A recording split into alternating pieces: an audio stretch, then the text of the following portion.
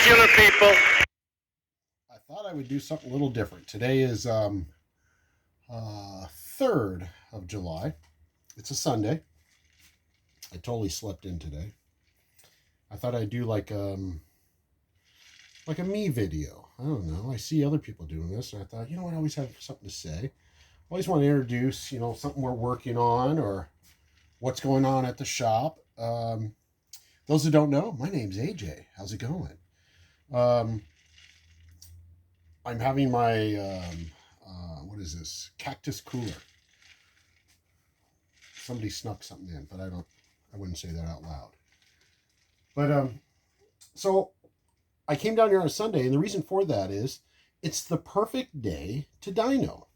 When you're dyno tuning a motor or playing with a motor on the dyno, it's really annoying to pull away, answer the phone. Love talking to you guys, but sometimes I have something to work on. Or when somebody walks in, I don't know if you can see the window. Yeah, when people walk in, they don't even know they look through the window, they go, "What is that room?" And I go, "That's the dyno room. That's my office. It should be." I need to decorate it more in here, I think. It's just a white room. It's like a sound room. It's cement, and then this is actually a temperature control room. The previous company that was here before me did calibrations, and they needed the room to be at one temperature. So when I moved in, I'm like, this has got to be the dyno room. It's got to be. And sure enough, it became that. So nobody even knows that I have dyno motors in here.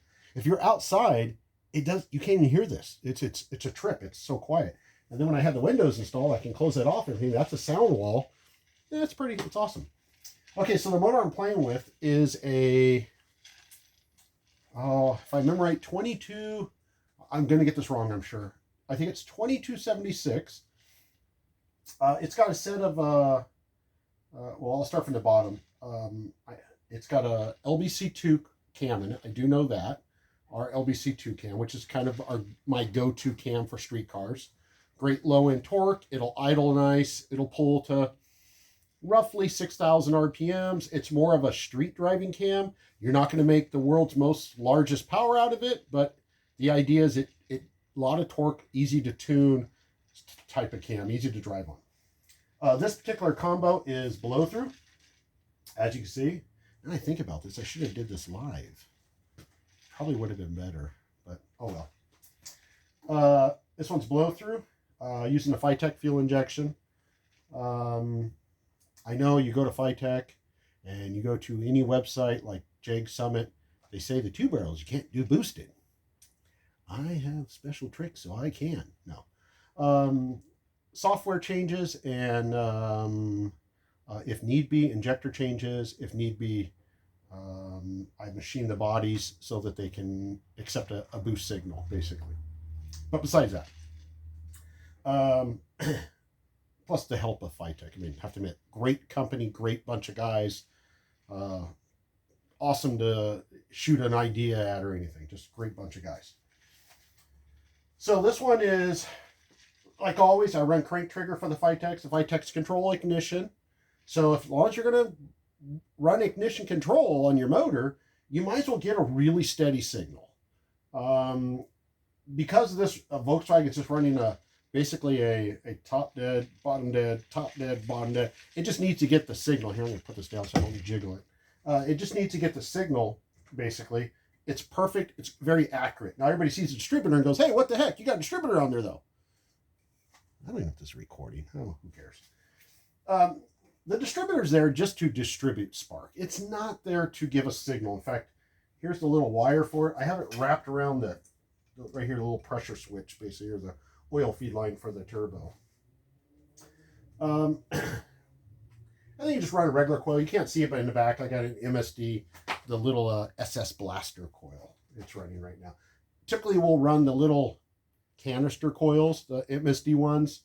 I think they're 8202 is the brand or is the model. It's fine, more than adequate for most of these applications. You're not typically running that much boost on all this. Usually, when I talk to a customer, I'll ask them a bunch of questions to kind of categorize them where they're going to be using the motor at. And majority of these are pump gas use. Because it's pump gas, it kind of dictates everything. There's your rules are set up right off the bat. It's going to control the amount of boost, everything. Now, you can run things like water meth. Obviously, that opens your doors for more. Downside to water meth, you got to fill it, whatever. If the solenoid and it goes bad or whatever, the sensor goes bad, you're probably going to hurt the motor that time then. That's always the downside. The best thing to do would be intercooler. This is not intercooled, obviously. This gentleman is doing water meth. In fact, I'll normally put the little nozzle right down here, right underneath the throttle body. I don't want to spray anywhere else ahead of schedule like normal. A lot of people put it right to turbo. The downside is it's liquid. It's got to travel. It's going to fill up airlines and everything else and whatever, corrode and everything. So I spray it right here at the last second. But let's see here. This one's T3. This header is 1.5 inches. A little bit smaller on purpose. It's all about airspeed, drivability. And here's the thing. If you're going to run, like, let's say an 1 5/8 header, okay, you're trying to make 350 horse, something like that. But if you're not, 350 horse means you're up in the 20 pounds of boost range. You're not going to get there, not with pump gas. So why have all these parts on your motor that are designed for higher boost applications and you're just not going to get there? It's just a waste. Instead, cater 100% to your intended use. If it's pump gas, then cater to that. If it's E85, cater to that. If it's race gas, so on and so on. Cater to the actual intended use. I always use the example, if you're going to make chicken noodle soup, then from start to finish, you make chicken noodle soup. You don't halfway through it throw in some, turkey and then throw in some steak because you have it. No. It doesn't go with it. We don't use it. This is our goal. So in this case, pump gas use, smaller headers, faster spool up, comes up on boost nice and quick. Turbo's not too big. Don't go too big on turbos. It's very easy to do. I do on race applications and guys that want that look and sound and everything. Yes, the bigger turbo does sound deeper because it fires out the exhaust more and so on. This one's running a little 2.5 inch. It goes out to a little Vband. There's your O2 sensor. Makes a loop. The idea of the Vband is makes it adjustable because I've noticed that some cars, their rear ends are not all that perfect. So I make it so it's adjustable, just so it fits your car better when it's all said and done. Now, obviously, this has not been ceramic coated or polished or anything yet. This has, but that's it. We dyno tune it. When it's all said and done dynoing, everything's bitching, everything works. Gonna rip it all back apart and send it out and get your sheet metal all powder coated, your intake and your pipe here, your turbo compressor, your exhaust, header, all that type of stuff is going to go out and get ceramic coated while your sheet metal powder coated and so on. Some of the other things we might do, we might powder coat pulleys, maybe alternator stand, things like that. Just sometimes talking with the customers or feeling what the customers look at their final goals, what they're going after. I typically will run an MSD distributor, MSD wires with it. The crank trigger sensor is an MSD sensor. Main reason for those, one, it's all kind of brand loyal. Stick with one brand. Makes it easy. When you call it for tech help and they go, well, what sensor are you running? You're like, I'm using Bob's sensor. And they'll say right away, well, we recommend you run ours. Well, just put all one brand. It makes life easy. Some of these things are on here, like you see this blue hose. This is just dyno stuff. It's purely so that on the dyno, it's so that when this thing spits any oil or if it does anything, it doesn't spray on the metal or anything. It is a brand new motor. At first, the rings aren't really seated in or they're not seated in. It's going to have a lot of blow by. And then after that, you can tell instantly if thing starts to vacuum, starting, everything like that. It runs so much better. This is the way the throttle cable pulls from. Basically, it pulls across like that. It's going to go around. I recommend if you're getting these cables, get them. CB Performance has these little cables here. Perfect little cable to use. Great for off-road turbo applications, or in this case, sedan turbo applications. It's a great little cable. Let's see here, what else? I was playing with the blow valve last night, and it was opening too easily, so I wasn't getting the traditional psh sound. So I took it off, put the heavy-duty spring. Here's the lighter spring. It was way too light. I put the nice heavy-duty one in, got that popping sound. This one's got little, you can't see it, but I call them turbo end castings. It's end castings with a 1 5/8 pipe welded onto it. And then I go and import port it open and reach or port down inside. And then this one has CNC ported heads, so I had to put a little bit of weld on the bottom of the end casting and then port match it there. Besides that, yeah, I mean, your normal things, your aluminum blocks, your fast fab push rod tubes, and billet block offs and all that type of stuff. And depending on the application, it'll dictate what type of fittings are in the sump. I do like to use the big 3.5 quart sumps. I like oil capacity. Most of my customers want to drive. I want you to hop in your car and drive across country. That's the idea. So oil capacity, I believe in. This one has the temp sensor down here. It's in your little Type 3 dipstick port location. And I don't run doghouse. There's no cooler behind here. It's open. Or not open, it's blocked off. I recommend we put the doghouse fans inside the shrouds. And then I run the speed pulley, which is just spins the fan about 25% faster. When you run a big motor like this and you suddenly put it in your car, you find yourself, you drive like a diesel truck. It doesn't turn RPM. Now, it can turn RPM, but it makes so much god-awful torque that you find yourself and doing so. Love my sound effects, huh? Should give me an Academy Award right there. With the torque, because you're not turning RPM in the motor, the fan's not typically turning. It's not cooling your heads and cylinders down. So I like to put the little speed pulleys on here. It speeds the fan back up. That little 25%, I almost want a smaller one almost. Maybe you could go to bigger pulley or something down below. But by doing that and getting the cooler out, the idea there is to not send that air out to the cooler. Let's retain that air and send it over the heads instead, heads and cylinders. I tell everybody, head and cylinder cooling is upstream. Oil cooling is downstream. The idea there is if you can lower head and cylinder temp, you'll notice your oil temp goes along with it. Not exact science, but it goes down with it also. It's going to recognize that. You can have 600 oil coolers. It doesn't seem to cool the heads and cylinders. So focus on heads and cylinders, and then you won't need as much oil cooling. So there's no oil cooler in the shroud. I do have the doghouse fan in there. It's just a non-doghouse shroud setup. All right, that's about it. This is temporary right now. I don't normally run the filter down here. We run a pipe up here. I just put this on here for ease, just to basically tuning for now. I'm just tuning the injection. I'm not worried about nothing else aesthetics right now. Once I get all this tuned, everything's bitching, the motor's broken in. I'm happy with the cutting the oil filter open, things like that. Oh, this one's running, unfortunately you can't see it, but it's running bypass. This one has the JC 80 PSI bypass filter mount. It's back here right now. Typical customers will mount it up underneath the fender well. But this one's mounted in the back here, and it's automatically set to 80 PSI, regulates oil pressure, everything's bitching.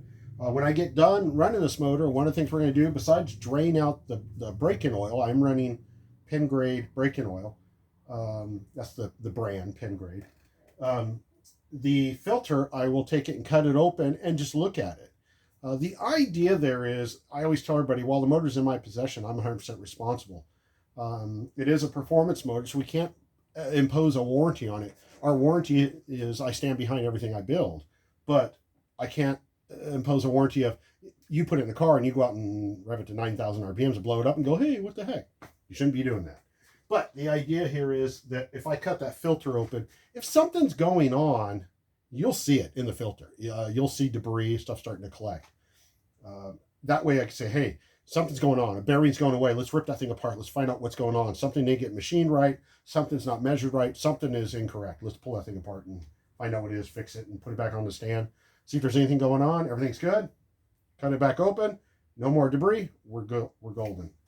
That doesn't happen that often. I probably have had that happen 3 different times. 2 of the times was pulley related, which is a funny thing. Pulley diameter, the OD, was incorrect, and it was chewing up on the case. Those of you who build motors have seen this happen. We caught it on our filter and started catching metal. I was like, what the heck is going on here? Where's this aluminum coming from? That was kind of a weird one. We thought it was a cam somehow making contact, or a rod making contact with the case somehow. And then we found out it was that. I was like, what the heck? But did have a problem with a bearing once. Kind of find out that a oil journal for the one of the rod bearings, which is one of those things that now we automatically send brushes through it. The journal was blocked, like they didn't drill all the way through. Whatever it was in there came right out. It was like debris of metal or polishing rouge or something. And of course, at that time, we weren't checking the cranks in the same way I check the cranks now, but you learn from that. And sure enough, come to find out that a journal was not getting oil and started the thing up, and it ran. Everything was bitching, and it just didn't seem like it was running right. And we're checking a bunch of other things. Cut the filter open. There's brass. Okay, we're pulling this thing apart. Pull it apart. Losing a rod bearing. Why are we losing a rod bearing? And why does this rod stink so bad?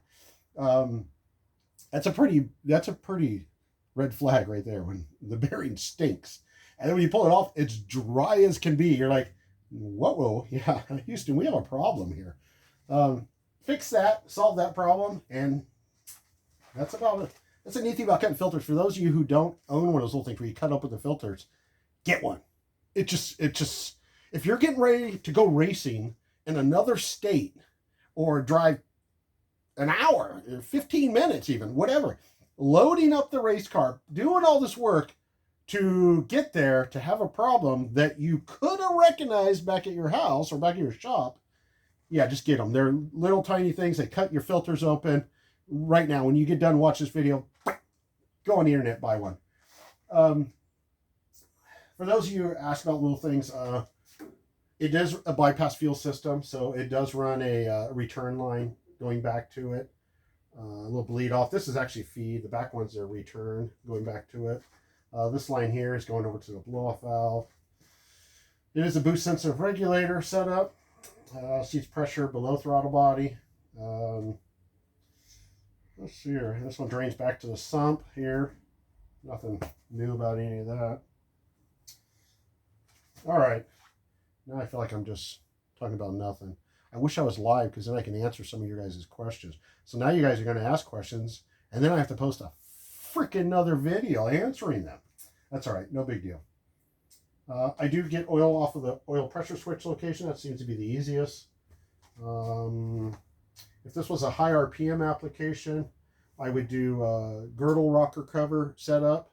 Those of you who don't know what that is, hit me up. I'll help you walk you through that and solve a bunch of your problems. It's mostly about RPM stuff. That's something learned from helping doing the heads on the Red Baron, where when we were doing really high spring pressure, the rocker studs start going and they start moving because of the amount of spring pressure. And you could do a valve cover setup that's a girdle, basically supports all that. My race car has that. People always ask, why are you running those valve covers? It's a girdle. On these low RPMs, it's not usually an issue or anything with it. Most of these motors, I have to admit, streetcar motors, you should be done 5,500. If you're making your power at 6,500, 7,000 RPM, that's cool. That's more of a Saturday night special car, I'd consider it. I would not consider that a daily driver horsepower. Now, I'm sure you can ask someone who owns a car like that, do you daily drive it? Heck yeah, I daily drive this thing. My idea of a daily driver is you drive it for a year, back and forth to work, to all the cruises, doing your things, maybe take it to Irwindale or your local drag strip, you make a pass or two, whatever, and then you take off to Nevada for a show, you might go to Arizona for a show. If you're East Coast, you jump over a couple states to go to a car show. We do it here, and we'll go up to Washington or Oregon for a show. That's my idea of a daily driver. That's different. That's something that gets up on the highway, cruises at 80 miles an hour, and does it all day long. You're worried about gas mileage more than anything, not the reliability of the motor. You're worried about paying Joe Biden prices, basically. So I won't go political. Those who know me, but that's okay. All right, let's get this going. I'm going to go ahead and start it up, let you guys listen to it, shut it off, and that'll be the end of the video. Now I'm freaking thirsty. All right, so here we go. Power. I have not started this thing. I rolled in and thought, I'm going to do a video. I don't know if you can see. That's the exhaust housing of the turbo. I've been standing here with my hand on it. It is completely cold. There is no heat. This looks hot because it's all blue, but that's because running the last couple days here, there's absolutely no heat. I have not started this motor at all today. I don't know how good it'll do because I have to admit, I've not focused on cranking fuel. It's not my priority right now. Right now, it's just putting it under loads, seeing how the AFR, see how the unit's responding, stuff like that. Last thing I worry about is starting. That's just not my thing right now. All right, but let's see how it starts. This is injection with my program. This is my base boosted program in it for this size motor with this cam. I have quite a few programs. This is for this size with this cam. We'll just see how it starts. So you're going to hear the fuel pump. Here we go. There's your fuel pump priming. I don't see any leaks or nothing. That's always a good thing, right? Okay, here we go. Going to hit the starter button.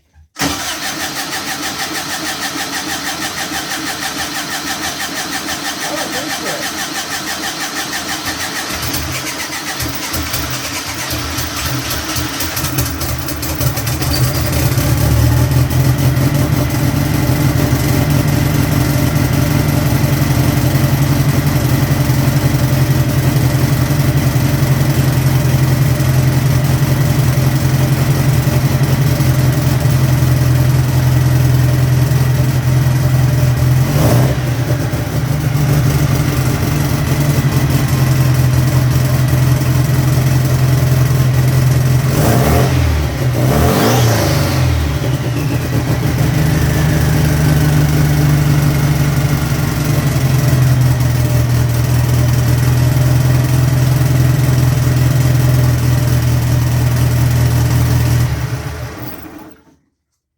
Okay, so obviously it needs more primary fuel, meaning when I first turn the power on and it primes up the system, it then shoots fuel in so that when you go to crank it, it'll fire right up easy.